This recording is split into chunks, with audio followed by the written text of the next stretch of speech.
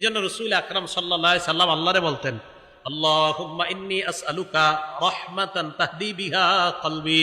হে আল্লাহ, আমি আপনার কাছে এমন দয়া চাই যে দয়ার মাধ্যমে আপনি আমার কলব হেদায়েত দিয়ে দেন। তাহলে বলেন আমার সাথে, ওলামারা ছাড়া অন্য যারা সাধারণ আছেন তারা আমার সাথে বাংলাটা বলেন, বলেন হে আল্লাহ, আপনার কাছে এমন রহমত চাই যেই রহমতের কারণে, যেই রহমতের মাধ্যমে, যেই রহমত দিয়ে আমার কলবকে হেদায়েত দান করেন।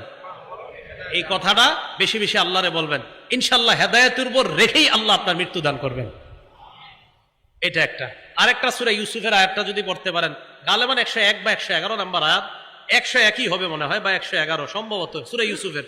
ফাতিরাস সামাওয়াতি ওয়াল আরদ আনতা ওয়ালিয়্যি ফিদ দুনিয়া ওয়াল আখিরা তাওয়াফফানি মুসলিমান ওয়া আলহিকনি বিস সালিহিন। হে আসমান জমিনের সৃষ্টিকর্তা, ফাতিরাস সামাওয়াতি ওয়াল আরদ তাওয়াফফানি মুসলিমা, আল্লাহ তুমি আমাকে মুসলমান অবস্থায় মৃত্যু দিয়ে দিও। ওয়া আলহিকনি বিস সালিহিন, নেককার মানুষের সাথে আমাকে তুমি মিলায়া দিও। ইউসুফ নবী বাদশা ছিলেন, নবী ছিলেন, এরপরে আল্লাহর কাছে দোয়া করতেন, আল্লাহ তাওয়াফফানি মুসলিমা।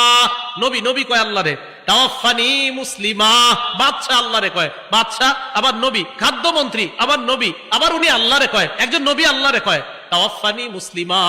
আল্লাহ আপনি আমারে মুসলমান অবস্থায় মৃত্যু দেন। কে বলছে? একজন নবী।